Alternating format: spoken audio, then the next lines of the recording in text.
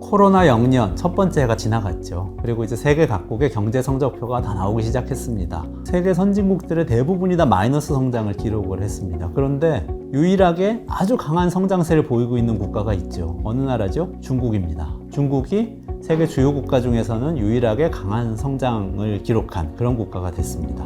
모두 다 마이너스 성장을 했는데 중국이라는 나라는 플러스 성장을 했으니까 이 중국이 굉장히 방역에도 성공하고 이 사회적으로도 성공한 국가가 되었다라고 말할 수도 있겠지만 여기에 우리가 좀 생각해 봐야 될 점이 있습니다. 바로 경제와 환경과의 관계인데요. 이 코로나19가 경제에 끼친 영향 그리고 기후위기에 끼친 영향 이 두 가지를 어떻게 측정해서 우리 경제 성장률, GDP 지표하고 연결을 시켜볼까? 이게 오늘 제가 말씀드려 보려고 하는 주제입니다. 2020년 초에 우리가 언론을 통해서 얘기했던 이야기들 중에서 환경에 대한 이야기 좀 기억하세요? 인도에서 히말라야 산이 보인다 이런 얘기도 있었고 이탈리아에서 강에 물고기가 돌아왔다 뭐 이런 얘기도 있었고요. 전 세계적으로 경제가 봉쇄가 돼서 너무 힘들지만 사실 환경은 좋아지는 거 아닌가, 생태계도 좋아지고 또 특히 우리의 목줄을 죄고 있는 이 기후변화라는 문제 조금 해결될 기미가 보이지 않나 이런 얘기들이 많았어요.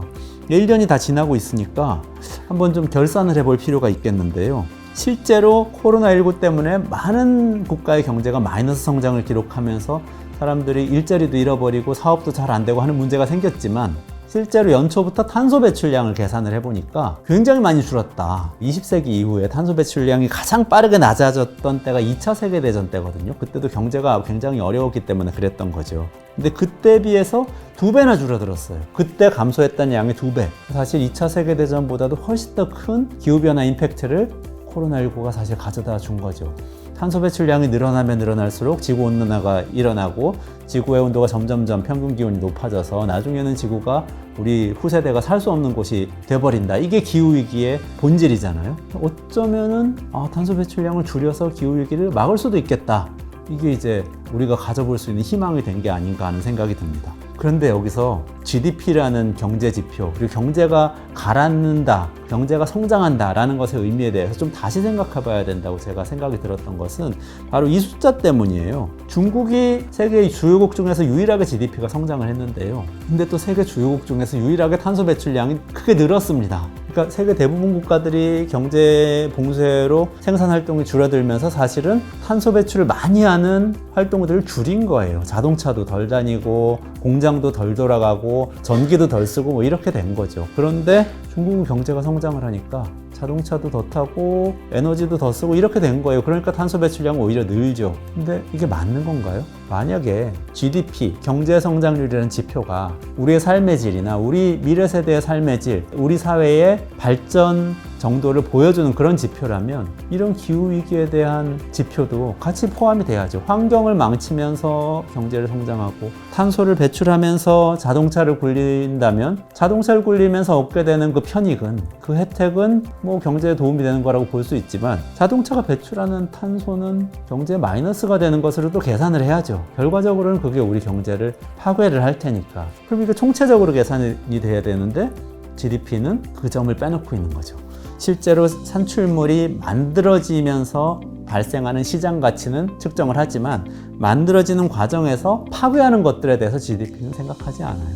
전쟁으로 건물을 파괴하잖아요. GDP 마이너스 되지 않습니다. 그냥 그대로 있어요. 근데 그 건물 다시 짓잖아요. 그럼 GDP는 플러스가 돼요.